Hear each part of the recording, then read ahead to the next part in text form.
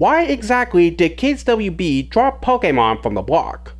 Well, it wasn't the result of just one factor, but several of them. To fully understand what exactly happened, we need to lay out the events that eventually led up to the decision, namely the dub going through a major recasting and Kids WB's move to another network. By late 2005, despite the anime continuing to do well in the ratings, its popularity was no longer translating into big money.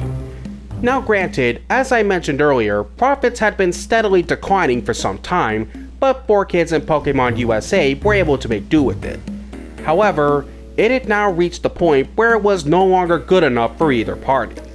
So, in October of 2005, 4Kids liquidated their 3% stake in Pokémon USA and sold it back to Nintendo, Creatures Inc., and Game Freak for $960,000.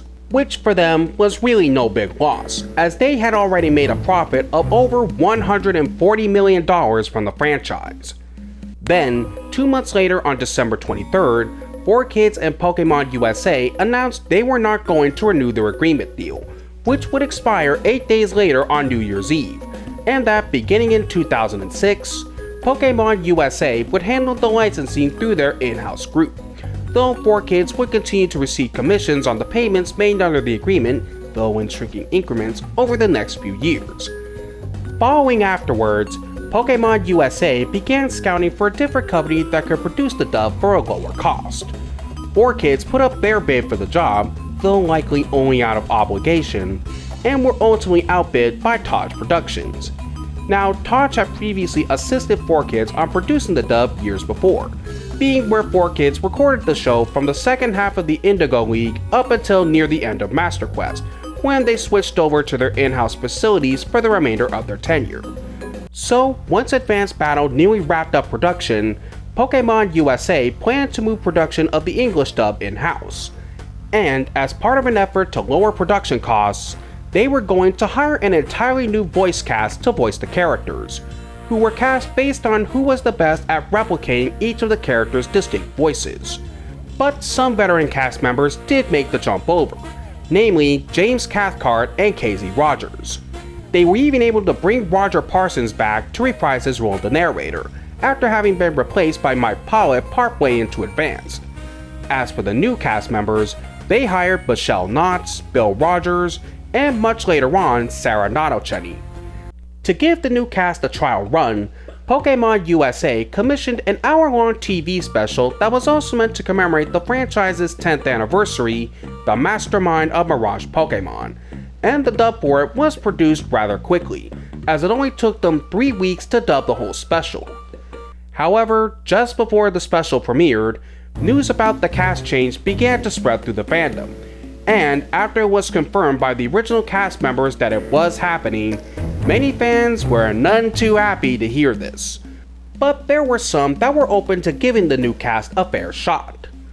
When the special premiered on Saturday, April 29, 2006, many absolutely despised it, mainly for the new cast performances as the characters, though the few fans that gave the special a fair shot thought that it was a decent special in its own right. The fan backlash had gotten so huge, as part of an effort to persuade Pokémon USA to reinstate the original cast, a fan movement was started called Save Our Voice Actors, which the effort ultimately didn't amount to much. However, while they would move forward with the cast change, that didn't mean Pokémon USA wasn't listening to the feedback.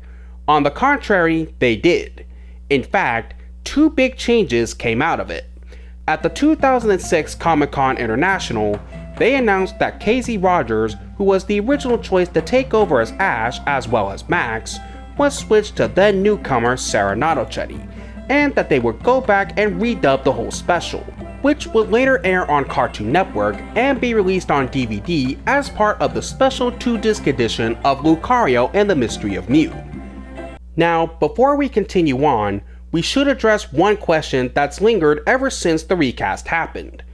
Why didn't Pokémon USA just simply bring the original cast on board in the first place? Well, the official reason given is, on top of lowering costs, it was because the original cast was contractually tied with 4Kids and thus weren't allowed on any productions outside of the company.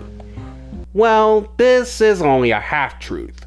According to some of them, their contracts didn't have any sort of non-compete exclusivity clauses or any other kind of unimpeachable terms. They did, however, have a sunset clause, which forbade them from continuing to voice any of the characters they did at 4Kids for another company for a certain amount of time, which was for 1 year. The purpose of this clause was to ensure none of the character voices would be exploited away from 4Kids. Now, I'm sure many of you right now may be asking the reasonable question, why didn't Pokémon USA just wait for that clause to expire and then bring the cast over? Full disclosure, what I'm about to say next is purely an educated guess based around all of the information that I've presented to you. So, if I turn out to be wrong on this, I sincerely apologize in advance. Anyways, Pokémon USA made this decision not just to save on money, but also to save on time. Now, what do I specifically mean by that? You see, once they assumed production, Pokémon USA had one long-term plan for the dub going forward, to not have it be too far behind the original Japanese airings. So they wanted to get going on the next season of the show as soon as possible. Ergo, had they decided to wait for that sunset clause to expire, it would have ended up pushing the dub further behind the Japanese version. To give an idea of what would have happened from there, it would have been like how 4Kids skipped the final season of Yu-Gi-Oh! GX so they could get straight to Yu-Gi-Oh! 5Ds, and I don't think many fans would have been too happy about that. Thus, for Pokémon USA, it was simpler and easier to just switch to a different cast. It also would have been pretty jarring for the dub to abruptly switch voice actors in the middle of an ongoing series had they done it later on. To sum up, there weren't any personal vendettas or grudges against the original actors on Pokémon USA's end. It was just to both increase the dub's profitability and to ensure its longevity in the US. Now, could they have done all of this without coming off like they were burning bridges? Yes, they could have. But you know, hindsight is 20/20.